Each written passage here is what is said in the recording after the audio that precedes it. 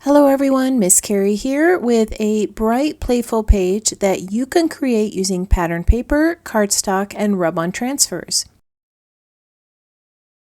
Today I'm working with the March Harmoney kit.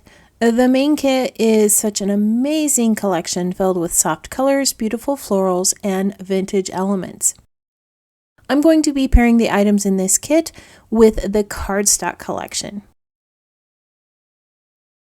I'm focusing on the pattern papers and cardstock in the March HIP kit. Each month a coordinating cardstock pack is available and it always matches the patterns perfectly. In the March collection, the cardstock has a lovely stitched floral pattern on the back and a linen print on the front. The cardstock is a white core cardstock, which allows you to add some distressing or tearing and have a white edge show through. As you can see, these coordinate beautifully with the exclusive pattern papers from HIPKIT. I like how I don't have to go search for a perfect matching cardstock because it's all been provided for me. On today's page, I'll be using both the cardstock and pattern papers along with a few other items from the March collection. I'll add a list of supplies in the description below along with the link to this kit. I have selected a lovely pink print for my background, and I want to bring in this black and white floral and place it diagonally across the page. Due to the mathematics of the whole thing, it's not going to be long enough, so I have to get a little creative here. I'm going to cut this piece into two and hide the gap behind the photos.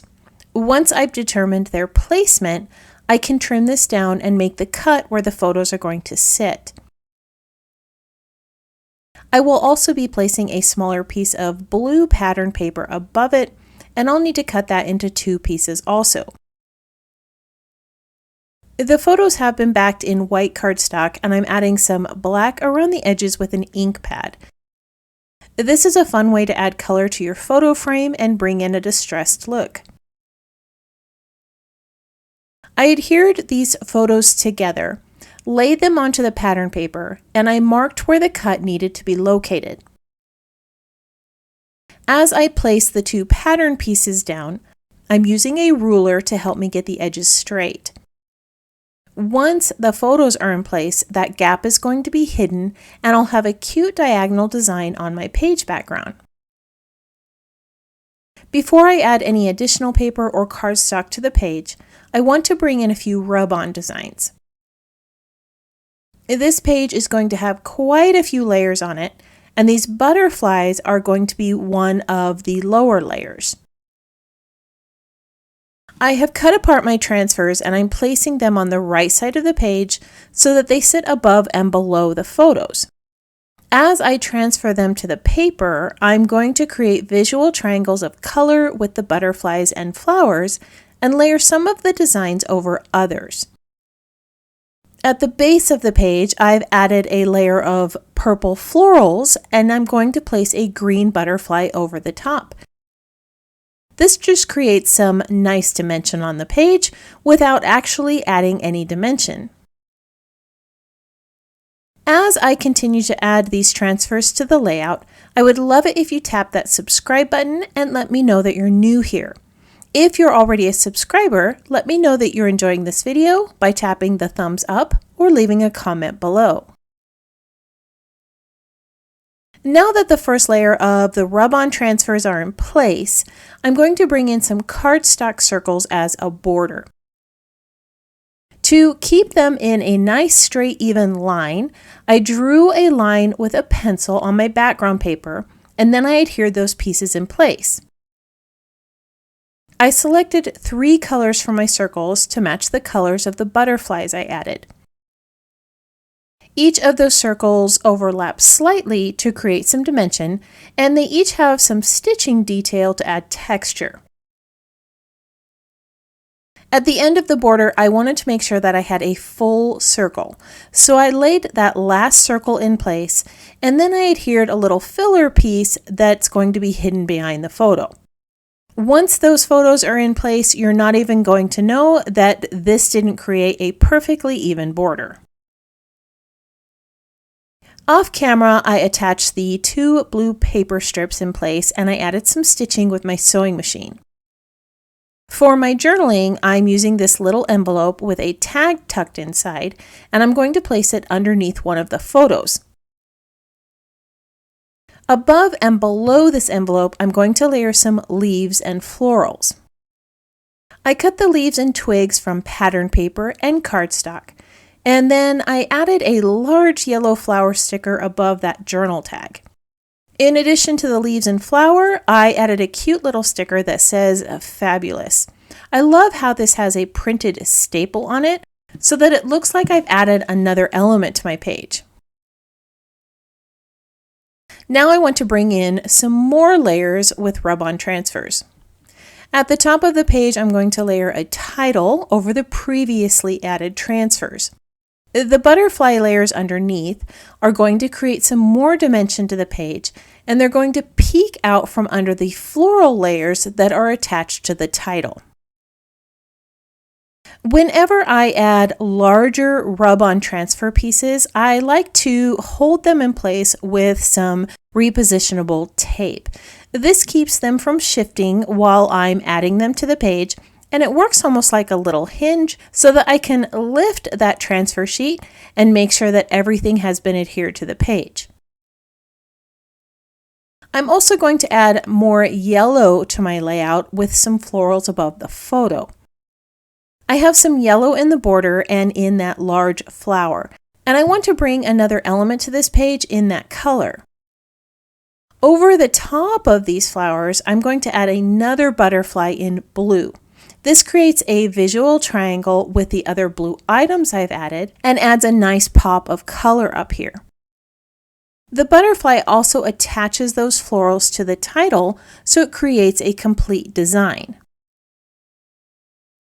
Underneath that rub-on title, I'm going to add an additional layer to it with a sticker below the title.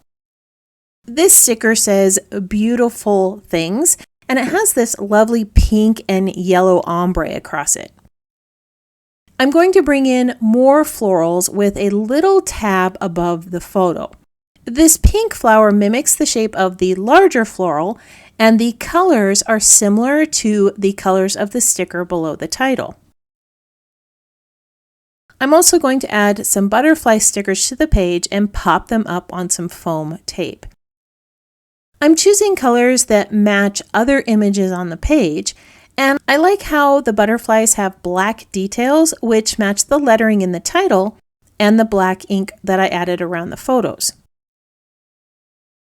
To extend the vertical length of the photos, I'm going to add a little black tab at the top and add a yellow flag at the base. The yellow flag is similar to the color of the florals above, which extends the vertical line behind the photos. The last item I want to bring to this page is some stamping.